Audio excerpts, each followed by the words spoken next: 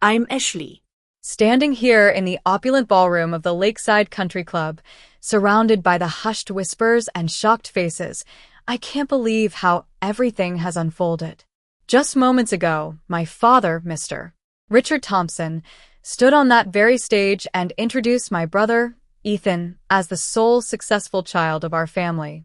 The words hit me like a sledgehammer, shattering any remaining hope I had of being recognized for my achievements. I remember the exact moment when I realized that my family's perception of me would never change.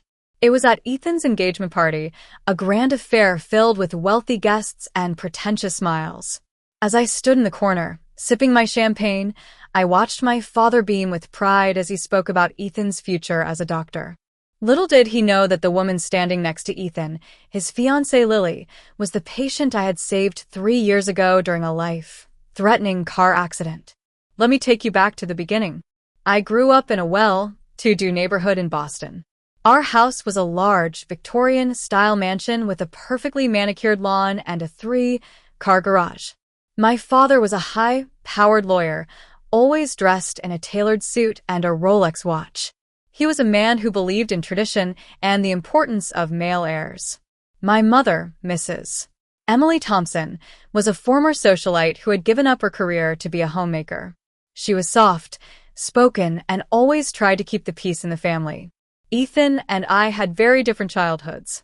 While Ethan was doted on and given every opportunity, I was often overlooked. When Ethan got into trouble at school, my father would hire the best tutors to help him. When I asked for a tutor to help me with a difficult subject, my father scoffed and said, "Girls don't need to be overly educated.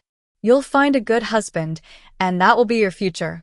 When I was 18, I received an acceptance letter from Harvard Medical School. It was a dream come true, but I needed financial help to cover the tuition. I summoned the courage to ask my father for assistance. He sat at the dining table, sipping his whiskey, and when I showed him the letter, he barely glanced at it. "That money is for Ethan.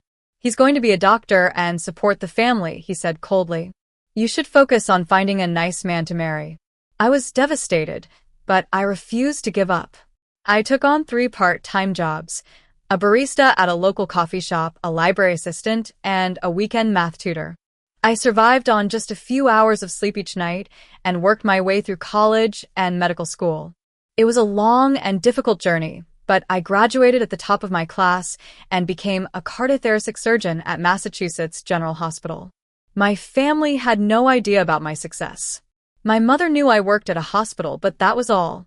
My father never asked about my career, and I stopped trying to share my achievements with them. I wore my Harvard medical ring every day, a silent reminder of what I had accomplished on my own. Then, one evening, my mother called to tell me about Ethan's engagement. She hesitated when she said, "Your father doesn't want you to be introduced as a doctor. Just come as Ethan's sister." I was angry, but a part of me still wanted to be there for my brother. So, I decided to attend the party. At the club, I was almost turned away at the door because my name wasn't on the list. My mother had to come and vouch for me. As I entered the ballroom, I felt like an outsider. My father barely acknowledged me, introducing me to his friends as just a relative. That's when Lily approached me. She stared at my ring and asked if I worked at Massachusetts General. I confirmed it, and then it hit me.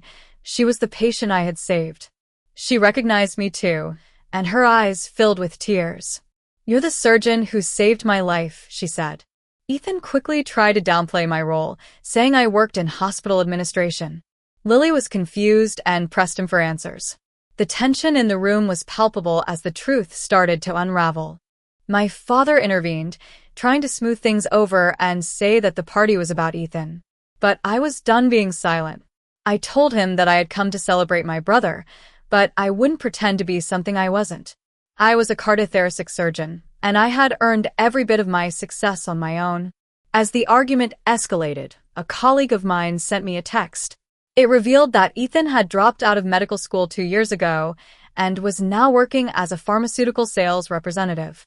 I confronted Ethan in front of everyone, and the room fell silent. Lily was heartbroken. She realized that Ethan had been lying to her. She took off her engagement ring and walked away. My mother finally climbed onto the stage and apologized to me. She said she had known about my success, but was too afraid of my father to say anything. In the end, the party was in shambles. Ethan disappeared, and my father looked defeated. I walked out of the club, feeling a strange mix of relief and exhaustion. I knew that my relationship with my family would never be the same, but I also knew that I had finally stood up for myself.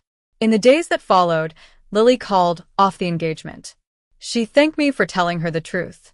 Ethan confessed to my parents about dropping out of medical school, and my father cut off his financial support. My mother started family counseling, and she even convinced my father to join her.